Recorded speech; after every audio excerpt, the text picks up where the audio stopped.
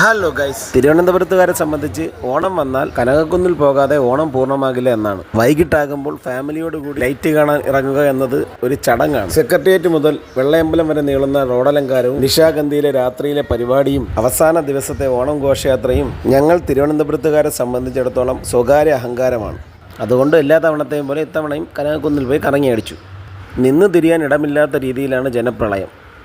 പക്ഷേ ഒരു കാര്യം പറഞ്ഞാൽ, മുൻവർഷങ്ങളിലൊക്കെ കനകക്കുന്നിൽ ഇത്തരം പരിപാടികൾ വയ്ക്കുമ്പോൾ അവിടെ ഒരുപാട് വേറെ രീതിയിലുള്ള കുട്ടികൾക്ക് കളിക്കാനുള്ള സംവിധാനങ്ങളൊക്കെ ചെയ്തിട്ടുണ്ടായിരുന്നു. ടിക്കറ്റ് എടുത്തിട്ടായിരുന്നാലും അങ്ങനെ ചെയ്യാൻ പറ്റുമായിരുന്നു.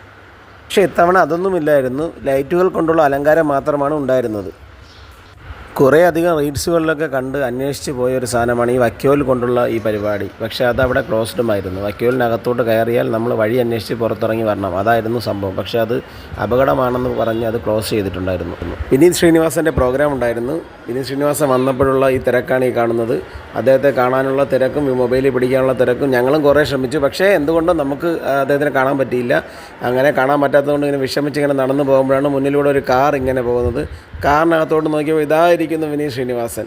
അങ്ങനെ തിരക്കിൽ കാണാൻ പറ്റിയില്ലെങ്കിലും നമുക്ക് നേരിട്ട് നമ്മുടെ മൊബൈലിൽ വീഡിയോ പിടിക്കാൻ വേണ്ടി കഴിഞ്ഞു. പക്ഷേ നടന്നു പോകുന്നവരൊന്നും അത് ശ്രദ്ധിച്ചില്ല ആരും. കുറച്ചധികം ആൾക്കാർ മാത്രമേ ശ്രദ്ധിച്ചുള്ളൂ. നമ്മൾ തൊട്ടടുത്ത് തന്നെ അദ്ദേഹത്തെ കണ്ടു. ഞങ്ങൾ നേരിൽ കണ്ടു വിനീത് ശ്രീനിവാസനെ. അപ്പോൾ പ്രോഗ്രാം കാണാമെന്ന് വിചാരിച്ചപ്പോൾ അവിടെ ഭയങ്കര തിരക്ക്. പിന്നെ വേറെ വഴിയൊന്നും ഇല്ലാതെ സ്റ്റാളൊക്കെ കാണാൻ പോയി. പെറ്റ് ഷോ ഉണ്ടായിരുന്നു. പിന്നെ പെറ്റ് ഷോയും കണ്ട് ഫുഡ് കോർട്ടിലും കയറിയിട്ട് നേരെ പുറത്തേക്ക്. അപ്പോഴേക്കും നടന്നൊരു പരുവായിരുന്നു. ഈ ഓണത്തിന് നിങ്ങൾ എവിടെയൊക്കെ പോയി? മറക്കാതെ കമൻറ്റ് ചെയ്യണേ. വീണ്ടും കാണാം. ബൈ.